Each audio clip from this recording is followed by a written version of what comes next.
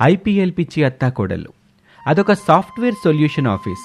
రమేష్ తన క్యాబిన్లో కూర్చొని ల్యాప్టాప్లో వర్క్ చేసుకుంటూ టైంని మర్చిపోయాడు. సాయంత్రం 5 అవుతూ ఉండగా ఆఫీస్ బాయ్ తరుణ్ వచ్చాడు. సార్. చెప్పు తరుణ్. తినడానికి తాగడానికి ఏమైనా కావాలా సార్? ఇప్పుడొద్దు తరుణ్, కావాల్సినప్పుడు పిలుస్తాను, వెళ్ళు. ఈ ఇంటికి వెళ్ళిపోతున్నాను సార్. ఇంటికి వెళ్తే మిగతా వాళ్ళకి కావాల్సిన వాటిని ఎవరిస్తారు తరుణ్? ఆఫీస్లో మీరు తప్ప ఎవరూ లేరు సార్. అయోమయంగా తరుణ్ని చూస్తూ, నేనొక్కనే ఉండటం ఏంటి తరుణ్? మిగతా స్టాఫ్ ఎక్కడికి వెళ్ళింది? సార్, ఈరోజు ఐపీఎల్ మ్యాచ్ ఉంది కదా, అందరూ 6 ఇలా కొట్టగానే అలా షట్ డౌన్ చేసి సరదాగా వెళ్ళిపోయారు. మీరు మాత్రం ఇంకా వర్క్ చేసుకుంటూ క్యాబిన్లోనే ఉండిపోయారు. వాట్? అప్పుడే ఈవినింగ్ 6 అయిందా? రమేష్ తన క్యాబిన్లో నుంచి ఆఫీస్ మొత్తాన్ని చూశాడు. ఆఫీస్ మొత్తం ఖాళీ. మన ఆఫీస్లో ఐపీఎల్ పిచ్చి వాళ్ళు ఇంతమంది ఉన్నారా?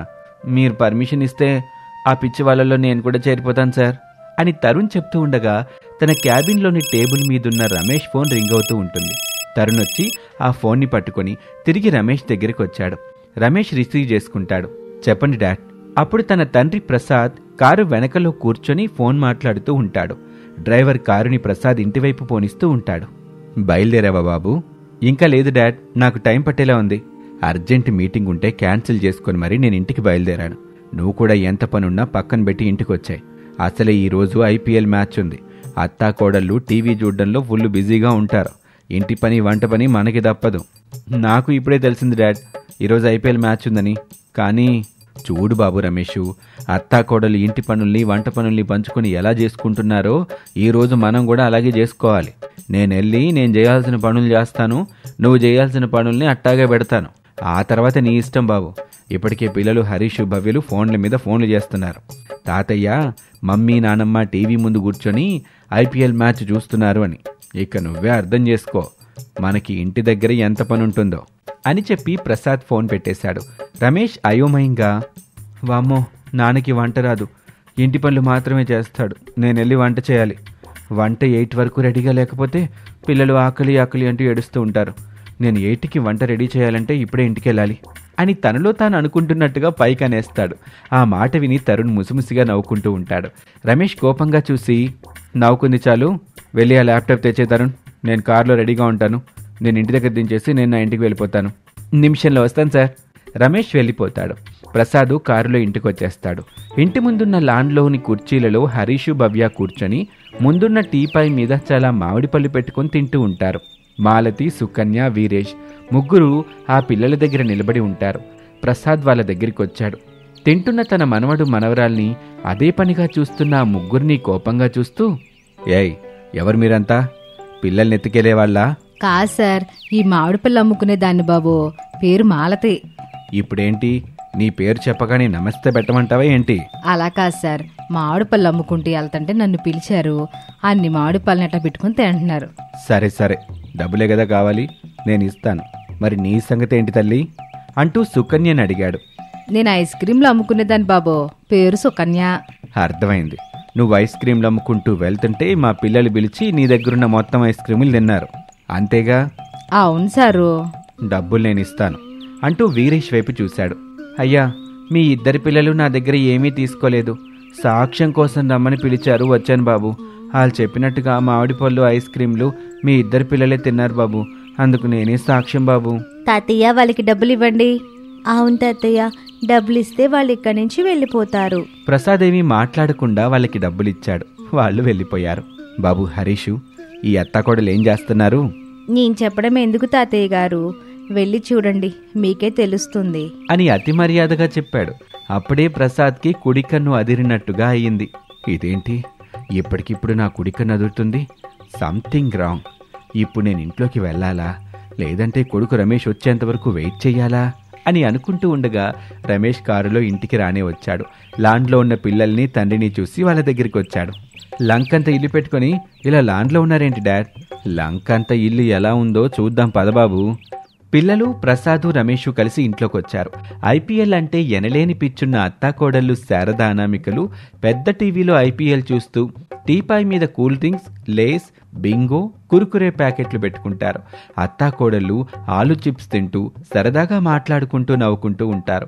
హాలు మొత్తం చిన్న చిన్న కాగితం ముక్కలతో, తినిపాడేసిన లేసు, బింగో, కురుకురే ప్యాకెట్స్తో, కూల్ డ్రింక్ బాటిల్స్తో, చల్లిన పువ్వులతో, చిందర వందరగా ఉంటుంది ఇల్లంతా. రమేష్ కిచెన్లోకి చూశాడు. సింక్ నిండా గిన్నెలున్నాయి. పప్పులన్నీ కూరగాయలన్నీ కింద పడిపోయి ఉంటాయి. తండ్రి కొడుకులిద్దరికీ అదంతా చూసి కోపం వచ్చింది. ఇలా కాదురా, ఈ అత్తాకోడలికి తగిన బుద్ధి చెప్తాను. ప్రసాద్ వెంటనే టీవీ రిమోట్ పట్టుకున్నాడు. అంతే, శారద ఆవేశంగా పైకి లేచి కోపంగా ఇలా అంటుంది. మిస్టర్ ప్రసాద్, రిమోటే కదా అని స్మూత్గా ఉంటుంది కదా అని రెడ్ బటన్ నొక్కావనుకో. నొక్కితే ఏం చేస్తావు శారదా? చెప్పు, ఏం చేస్తావో చెప్పు. మాటలు లేవు, మాట్లాడుకోవడాలు లేవు. మనం ఏం చేస్తామో చెప్పుకోవాలా. మీకు ఇష్టమైన కూరలో ఉప్పు ఎక్కువగా పడుతుంది. నచ్చిన డ్రెస్సులకి పెద్ద పెద్ద ఐరన్ బాక్స్ పెట్టే బొక్కలుంటాయి. స్నానం చేసేటప్పుడు సడన్గా షవర్ ఆగిపోతుంది. ఇంట్లో కూర్చొని ల్యాప్టాప్లో వర్క్ చేసుకునేటప్పుడు ఉన్నట్టుండి వైఫై ఆగిపోతుంది. ఇంకా చెప్పాలంటే అని అనామిక చెప్తూ ఉండగా శారద మాట మధ్యలోనే కల్పించుకొని, ఏసీ గాలి చల్లగా తగులుతుంటే హాయిగా పడుకుని ఉంటారు. సడన్గా పవర్ పోద్ది, ఎంతకీ రాదు.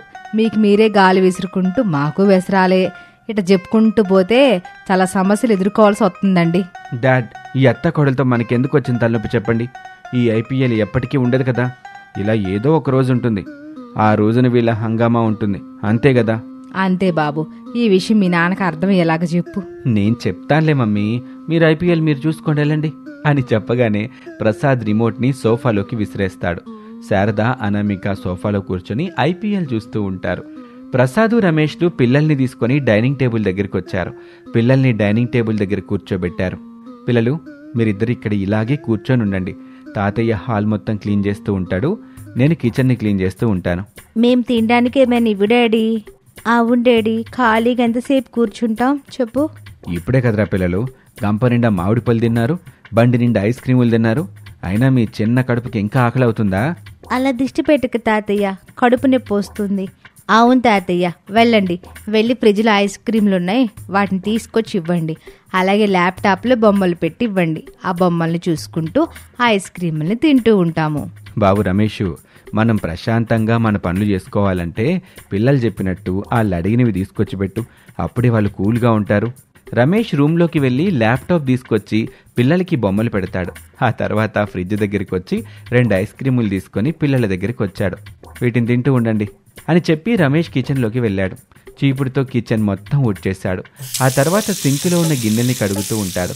ప్రసాద్ చెత్తబుట్ట పట్టుకొని హాల్లో అక్కడక్కడ అత్తాకోడళ్ళు ఐపీఎల్ మ్యాచ్ చూస్తూ తిని తాగి పడేసిన లేసు, బింగో, కుర్కురే ప్యాకెట్లు, కూల్ డ్రింక్ బాటిల్స్ని ఏరుతూ ఆ బుట్టలో వేస్తూ ఉంటాడు. అలా రాత్రి సమయం 9 గంటలైంది. రమేష్ వంట చేసి డైనింగ్ టేబుల్ మీద పెట్టాడు. ప్రసాదు, రమేషు పిల్లలందరూ కలిసి కడుపు నిండుగా తిన్నారు. హాయిగా ఏసీ వేసుకొని పడుకున్నారు. ఆ రోజుకి ఐపీఎల్ మ్యాచ్ అయిపోయాక అత్తాకోడళ్ళు సంబరపడుతూ తినటానికి డైనింగ్ టేబుల్ దగ్గరికి వచ్చి రుచికరమైన భోజనం చేసి హాయిగా పడుకుంటారు. ఈ విధంగా ఐపీఎల్ పిచ్చున్న అత్తాకోడళ్ళిద్దరూ కలిసి ఆ ఇంట్లో మగవాళ్ళని భయపెట్టి మరీ పనులన్నీ చేసేలా చేస్తారు. హెలికాప్టర్లో అత్తగారింటికొచ్చిన రిచ్ కోడలు రమేష్, అరవింద్ ఇద్దరూ మంచి స్నేహితులు. సిటీలోని చిన్న గదిని అద్దెకి తీసుకుని ఉంటున్నారు. అరవింద్ మార్కెటింగ్ జాబ్ చేస్తూ ఉంటాడు. రమేష్ క్యాబ్ డ్రైవర్గా పనిచేస్తూ ఉంటాడు. అలా సంపాదించిన డబ్బులలో తనకి కావాల్సినంత డబ్బుల్ని దగ్గర పెట్టుకుని మిగిలిన డబ్బుల్ని ఊళ్ళోని అతని పేద తల్లిదండ్రులు శారదా, ప్రసాదులకు పంపిస్తూ ఉంటాడు. శారదా, ప్రసాదులిద్దరూ ఊళ్ళోనే కూలీ పనులు చేసుకుంటూ జీవిస్తూ ఉంటారు. వాళ్ళ ఖర్చుల్ని వాళ్ళ కష్టం మీద వచ్చే డబ్బులతోనే తీర్చుకుంటూ కొడుకు రమేష్ పంపిస్తున్న డబ్బుల్లో 1 రూపాయి కూడా వాడుకోకుండా బాగా తెలిసిన సుదర్శన్ అనే చిట్టీలు నడిపించే అతని దగ్గర 5 లక్షల రూపాయలకి చిట్టీ గడుతూ ఉంటారు. ఈ నెల చిట్టీ డబ్బులు వాళ్లకే రావటంతో శారదా, ప్రసాద్ దంపతులు చాలా సంతోషపడ్డారు. యావయ్యా, కొడుకు రేపు ఒకసారి ఇంటికి రమ్మని ఫోన్ చేసి చెప్పు. నేను చెప్తాను గాని కొడుకు వస్తాడో రాడో శారదా?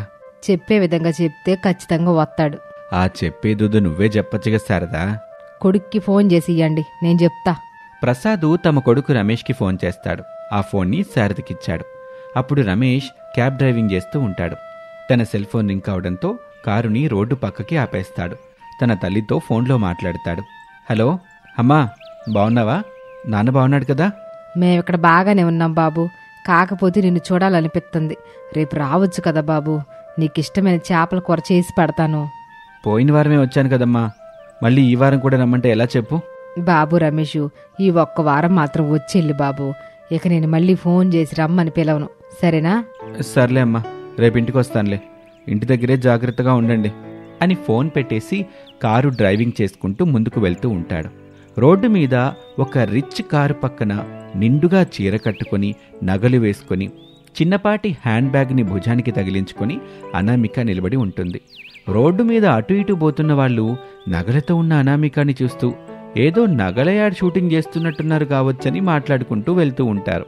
అనామిక వాళ్ళ చూపుల్ని పట్టించుకోకుండా క్యాబ్ కోసం ఎదురు చూస్తూ ఉంటుంది. అప్పుడే రమేష్ వెళ్తున్న కారు కనబడింది. అనామిక ఆ కారు నాపింది. రమేష్ కారు దిగి అనామికాని అద్భుతంగా చూస్తూ, దేవేంద్రుడి కూతుర్లా ఎంత అందంగా ఉందో అని అనుకుంటూ ఉండగా అనామిక గట్టిగా పిలుస్తుంది. మిస్టర్, త్రినాథ్ రావు ఇంటికి పోనివ్వు అని చెప్తుంది. రమేష్ తేరుకొని, మేడం, ఇది మీరు బుక్ చేసిన క్యాబ్ కాదండి. ఇది క్యాబ్, అవునా కాదా? అది మాత్రం చెప్పు. క్యాబే మేడం. మరి ఇంకా ఆర్గ్యూ ఎందుకు మిస్టర్? త్రినాథ్ రావు ఇంటికి పోనివ్వు. సారీ మేడం, వారింటి వరకు వెళ్ళదు. నేనున్నాను కదా, ముందు నువ్వు పోనివ్వు అని అనామిక కారులో కూర్చుంది. రమేష్ కారుని ముందుకు పోనిస్తూ ఉంటాడు. అనామిక ఫోన్లో, డాడీ, నా కారు చెడిపోయింది, నేను క్యాబ్లో వస్తున్నాను, డోంట్ వరీ అని మాట్లాడుతూ ఉంటుంది. రమేష్ కేర్ఫుల్గా రోడ్ని చూస్తూ డ్రైవింగ్ చేస్తూ ఉంటాడు. ఓహో, ఈ అమ్మాయి త్రినాథరావు గారి కూతురన్నమాట. అయితే చూడకపోవటమే మంచిది. కానీ ఇంత అందాన్ని కళ్ళ ముందు పెట్టుకొని చూడలేకుండా ఉండటం అనేది సాధ్యం కాదు. కానీ సాధ్యం చేసుకోవాలి అని అనుకుంటూనే అప్పుడప్పుడు చూస్తూ ఉంటాడు. అనామిక ఫోన్ మాట్లాడుతూ రమేష్ని గమనిస్తూ ఉంటుంది. రమేష్ కారుని తీసుకెళ్లి పెద్ద బిల్డింగ్ గేట్ దగ్గర ఆపేస్తాడు. అనామిక ఫోన్ మాట్లాడుతూ కారులోనే తమ హ్యాండ్ బ్యాగ్ని మరచి గేటు దగ్గరికి వచ్చేస్తుంది. గేటు దానికదే తెరుచుకుంటుంది. అనామిక లోపలికి వెళ్తుంది. విశాలమైన గ్రౌండు. ఒక పక్క 2-3 కార్లు పార్కు చేసి ఉన్నాయి. మరొక పక్క పెద్ద హెలికాప్టర్ ఉంటుంది. అనామిక ఫోన్లో మాట్లాడుతూ వాటిని చూస్తూ అలా ఇంట్లోకి వెళ్తుంది. రమేష్ ఆ బ్యాగును చూసి, మేడం బ్యాగ్ అనుకుంటాను అని అక్కడే అనామిక కోసం ఎదురు చూస్తూ ఉంటాడు. 2 గంటలు గడిచిన తర్వాత అనామిక కంగారుగా ఇంట్లో నుంచి బయటకొచ్చి చూస్తుంది. రమేష్ హ్యాండ్ బ్యాగ్ పట్టుకొని కారు దగ్గరే నిలబడి ఉంటాడు. అనామిక సంతోషంగా రమేష్ దగ్గరికి వచ్చింది. రమేష్తో నవ్వుతూ మాట్లాడి బ్యాగ్ని తీసుకుంటుంది. ఇందులో చాలా డబ్బులున్నాయి, నువ్వు వాటిని చూడలేదు కదా? చూసినా నేను వాటిని ముట్టుకునేవాడిని కాదు మేడం. మీలాంటి గొప్ప గొప్ప డబ్బున్న వాళ్ళు కారులో ఏదో ఒకటి మర్చిపోతూ ఉంటారు. అత్యాసున్న వాళ్ళు తీసుకెళ్లి తమ జీవితాన్ని బలి చేసుకున్నారు. నాకు అత్యాస లేదు. నేను ఆ జీవితాన్ని బలి చేసుకోలేను మేడం. మా అమ్మ నాన్నల్ని నేను చాలా బాగా చూసుకోవాలి అని చెప్పిన రమేష్ మాటలు అనామికకి బాగా నచ్చాయి. సంతోషపడుతూ, నా పేరు అనామిక. నా పేరు రమేష్ మేడం. మేడం అని పిలవకు రామ్, అనామిక అను అని పిలువు చాలు. నాకు మా డాడీ అంటే చాలా ఇష్టం. మా అమ్మ చనిపోయినప్పటి నుంచి నన్ను చాలా ప్రేమగా చూసుకుంటూ పెంచారు. నేను కూడా మా డాడీని అలాగే ప్రేమగా చూసుకోవాలి. విచిత్రంగా ఉందను. డబ్బున్న మీరు, పేదవాన్నైన నేను ఒకేలా అమ్మా నాన్నల గురించి ఆలోచిస్తున్నాం. భలే విచిత్రంగా ఉంది కదూ. ఇలా ఇద్దరూ మాట్లాడుకుంటూ నవ్వుకుంటూ ఉంటారు. కారులో వెళ్తున్న త్రినాథరావు కూతురి నవ్వులు చూసి ఎంతో మురిసిపోతాడు. అలా అనామికకి రమేష్కి పరిచయం ఏర్పడుతుంది. అనామిక రమేష్ ఫోన్ నెంబర్ తీసుకుంటుంది. ఆ రోజు రాత్రి పెద్ద ఇంట్లో అనామిక, అద్దె గదిలో రమేష్ నవ్వుతూ సరదాగా మాట్లాడుకుంటూ ఉంటారు. రాత్రి 10 గంటలు దాటింది, 11 దాటింది, 1 గంట దాటింది. రమేష్ అనామిక ఫోన్లో మాట్లాడుకుంటూనే ఉంటారు. మరుసటి రోజున రమేష్ కారులో బయలుదేరి ఊళ్ళో ఉన్న తన తల్లిదండ్రుల దగ్గరికి వచ్చాడు. కొడుకును చూసి శారదా ప్రసాదులు సంతోషపడ్డారు. చేపల కూర చేసింది శారద. ప్రేమగా రమేష్కి పెట్టింది. రమేష్ కడుపు నిండుగా ఇష్టంగా చేపల కూరతో భోజనం చేస్తూ ఉంటాడు. బాబు రమేషు, నువ్వు పట్నంలో కారు నడుపుతూ పంపించిన డబ్బులతో 5 లక్షల చిట్టి కట్టాం బాబు. ఈ నెల చిట్టి మనకే వచ్చింది. ఇప్పుడు మన దగ్గర 5 లక్షలు ఉన్నాయి బాబు. తీసుకెళ్లి నీ పేరు మీద బ్యాంకులో పెట్టుకో బాబు. అమ్మా, ఆ డబ్బులు నా పేరు మీద బ్యాంకులో ఉండి ఏం చేస్తా చెప్పు. అదే నీకు బంగారు పుస్తల తాళ్లా, గాజుల్లాగా, కమ్మల్లాగా ఉంటే చాలా బాగుంటుంది. ఆ డబ్బులతో అవన్నీ చేయించుకోమ్మా. ఇప్పుడు నాకు బంగారం వేసుకోవాలని ఆశ లేదు బాబు. నీ పెళ్లి చెయ్యాలి, మనవణ్ణి ఎత్తుకోవాలి, ఒక రోజుని కన్ను ముయ్యాలి. ఏమ్మా, మనవరాలు పుడితే ఎత్తుకోవా ఏంటి? మహదానందంగా ఎత్తుకుంటాన్రా. ఎందుకు ఎత్తుకోను? సంబంధాలు చూడమంటావా అని శారద అడగగానే రమేష్ ఫోన్ రింగ్ అవుతుంది. అను, అన్నం తింటున్నాను, తిన్న తర్వాత నేను చేస్తానులే. సరే రామ్, నేను నీ ఫోన్ కోసం ఎదురు చూస్తూ ఉంటాను అని బెడ్ మీద అనామిక పడుకుని ఉంటుంది. రమేష్ అన్నం తిని ఆరుబయట వేసుకున్న మంచంలో పడుకుని ఫోన్ మాట్లాడుతూ ఉంటాడు. అనామిక నవ్వుతూ మాట్లాడుతూ ఉంటుంది. అలా ఇద్దరూ సమయం గడుస్తున్న కొద్దీ సరదాగా ఫోన్లో మాట్లాడుకుంటూ ఉంటారు. కొంత సమయం తర్వాత శారద రమేష్ దగ్గరికి వచ్చింది. రమేష్ ఫోన్ కట్ చేయకుండా లేచి నిల్చున్నాడు. బాబూ, పెళ్లి సంబంధాలు చూడమంటావా? పెళ్లి చేసుకుంటావా అని శారద అడగగానే రమేష్కి ఏం చెప్పాలో అర్థం కాలేదు. చెప్పు బాబు, సంబంధాలు చూడమంటే సోత్తా. ఇప్పుడు పెళ్లి ముహూర్తాలున్నాయి, అన్నీ కలిసి వస్తే పెళ్లి కూడా చేసేస్తాం. అప్పుడు నువ్వు నీ భార్యతో పట్నంలో సంతోషంగా ఉండొచ్చు. ఏమంటావు బాబూ? అని శారద అడిగిన మాటకి రమేష్ ఏమని సమాధానం చెప్తాడోనని రిచ్ అనామికకి టెన్షన్గా ఉంటుంది. అయోమయంగా లేచి కూర్చుంటుంది. అమ్మా, నేను ఆలోచించుకొని చెప్తాను, ఇప్పుడు నువ్వు వెళ్ళి పడుకో అని రమేష్ చెప్పగానే శారద అక్కడి నుంచి వెళ్ళిపోతుంది. అనామిక ఊపిరి తీసుకుంటుంది. ఇద్దరూ మళ్ళీ మాట్లాడుకుంటూ ఉంటారు. అలా రోజులు గడుస్తూ ఉంటాయి. ఒక రోజున అనామిక తన తండ్రి త్రినాథరావుతో రమేష్ని పెళ్లి చేసుకుంటాను అని చెప్తుంది. సరే తల్లి, రమేష్ని పెళ్లి చేసుకొని నువ్వు సంతోషంగా ఉంటానంటే నాకు ఎలాంటి అభ్యంతరమూ లేదు. రమేష్ని పిలిపించు, నేను మాట్లాడతాను అని చెప్పగానే అనామిక సంతోషపడింది. రమేష్కి ఫోన్ చేసి చెప్పింది. 10 నిమిషాల తర్వాత రమేష్ లోపలికి వచ్చాడు. పెద్ద బిల్డింగు, కార్లు, హెలికాప్టరు అవన్నీ చూసి షాక్ అయ్యాడు. తనలో తాను, ఇంత పెద్ద రిచ్ అనామిక నన్ను పెళ్లి చేసుకుంటానని చెప్తే అంకుల్ నమ్మి నాతో మాట్లాడడానికి రమ్మని చెప్పాడు. నేనింకా నమ్మలేకపోతున్నాను అని అనుకుంటూ త్రినాథరావు దగ్గరికి వచ్చాడు. వాళ్లతో భయంగా కూర్చున్నాడు. త్రినాథరావు అడిగిన వాటికి సరిగ్గా సమాధానమూ చెప్పాడు. కుటుంబ వివరాలు చెప్పాడు. 2 రోజుల తర్వాత త్రినాథరావు ఊళ్ళో ఉన్న శారద ఇంటికొచ్చి చెక్క కుర్చీలో కూర్చున్నాడు. శారద దంపతులు అయోమయంగా త్రినాథరావుని చూస్తూ ఉంటారు. ఏంటి, నన్నేదో వింతగా చూస్తున్నారు? నేను మనిషిగా కనిపించటం లేదా? దొరబాబులా కనిపిస్తున్నారు బాబుగారు. మా అమ్మాయి అనామిక, మీ అబ్బాయి రమేష్ ఒకరినొకరు ఇష్టపడ్డారు. నా కూతుర్ని మీ ఇంటికి కోడలిగా పంపించటానికి నాకెలాంటి ఇబ్బంది లేదు, బాధ కూడా లేదు. కాకపోతే నా కూతురు మీ ఇంటికి కోడలిగా వచ్చేది కారులో కాదు చెల్లెమ్మ, హెలికాప్టర్లో వస్తుంది. అంత చోటుందా ఇక్కడ అని త్రినాథరావు అడిగిన దానికి ఏం సమాధానం చెప్పాలో అర్థం కాలేదు. త్రినాథరావు ఇంట్లో నుంచి బయటకొచ్చి చుట్టూ చూస్తాడు. తన హెలికాప్టర్ వచ్చి వాలేందుకు సరిపడా చోటు అక్కడుందని అర్థం చేసుకున్నాడు. ఇక మంచి రోజున ఘనంగా రిచ్ అనామిక, పేద రమేష్లకి పెళ్లి జరిపిస్తారు. హెలికాప్టర్లో రిచ్ కోడలు అనామిక పేద శారద వాళ్ళ ఇంటికొచ్చింది. ఇంటి బయట శారద దంపతులు, తెలిసిన వాళ్లు హారతి పట్టుకొని నిలబడ్డారు. అనామిక, రమేష్లు సంతోషంగా ఆ పేద ఇంట్లోకి వెళ్లారు. ఇక అప్పటినుంచి ఆ ఇంట్లో చక్కగా కాపురం చేసుకుంటూ ఉంటారు.